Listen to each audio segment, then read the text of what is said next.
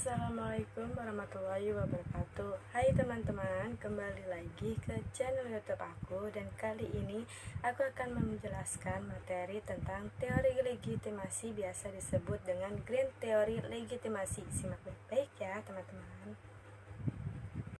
Langsung saja aku jelasin. Teori legitimasi merupakan sistem pengelolaan perusahaan yang berorientasi pada keberpihakan terhadap masyarakat, pemerintah, individu, dan kelompok masyarakat. Untuk itu, sebagai suatu sistem yang mengutamakan keberpihakan atau kepentingan masyarakat, operasi perusahaan harus sesuai dengan harapan dari masyarakat.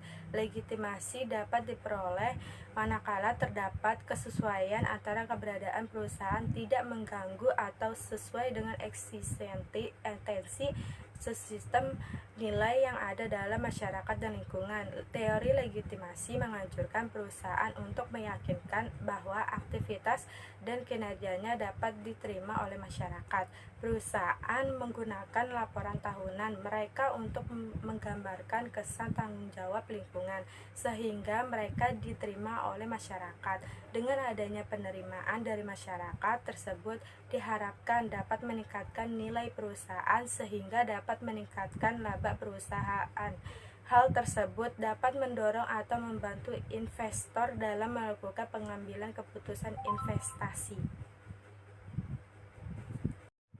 Suatu organisasi mungkin menerapkan 4 strategi legitimasi ketika menghadapi berbagai ancaman. Untuk menghadapi kegagalan kinerja perusahaan, langkah yang harus dilakukan adalah: yang pertama, mencoba untuk mendidik stakeholder tentang tujuan organisasi untuk meningkatkan kinerjanya. Yang kedua, mencoba untuk merubah persepsi stakeholder terhadap suatu kejadian atau tetapi tidak merubah kinerja aktual organisasi. Yang ketiga, mengalihkan atau memanipulasi perhatian dari masalah yang menjadi perhatian beberapa aktivitas positif yang tidak berhubungan dengan kegagalan-kegagalan. Yang keempat, mencoba untuk merubah ekspektasi eksternal tentang kinerjanya. Organisasi dapat menggunakan 4 strategi legitimasi ketika organisasi menemukan ancaman legitimasi, yaitu: yang pertama, meyakinkan stakeholder melalui edukasi dan informasi mengenai kesesuaian tindakan organisasi daripada mengubah tindakan atau kebijakan yang telah diambilnya, atau dapat juga dilakukan pula dengan menjustifikasi para stakeholder tentang tujuan atau maksud organisasi untuk meningkatkan kinerjanya melalui perubahan organisasi. Yang kedua, mengubah persepsi organisasi tanpa mengubah kinerja aktual organisasi. Yang ketiga, mengalihkan perhatian dari isu-isu penting ke isu-isu lain yang berhubungan pada jalur yang sesuai dengan melewati pendekatan emotif simbol untuk memanipulasi persepsi stakeholder. Yang keempat, ekspektasi eksternal tentang kinerja organisasi.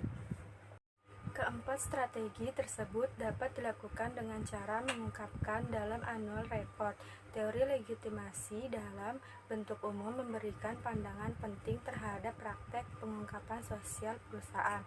Nah, salah satu variabel yang memiliki hubungan dengan teori legitimasi adalah variabel corporate social performance. Hubungan antara teori legitimasi dengan corporate social performance terletak pada pengungkapan sosial perusahaannya. Perusahaan mengungkapkan kinerja sosial perusahaan untuk mendapatkan legitimasi dari shareholder. Selain itu, teori legitimasi juga berhubungan dengan variabel competitive advantage atau keunggulan bersaing, yaitu terletak pada perusahaan yang mengungkapkan keunggulan yang dimilikinya, maka perusahaan akan mendapatkan legitimasi dari shareholder yang akan meningkatkan citra perusahaan. Ketika kepercayaan shareholder akan keunggulan yang dimiliki, maka investor akan tertarik untuk berinvestasi. Ketika banyak investor yang ingin berinvestasi, maka harga saham akan meningkat sehingga ekonomi performance pun meningkat.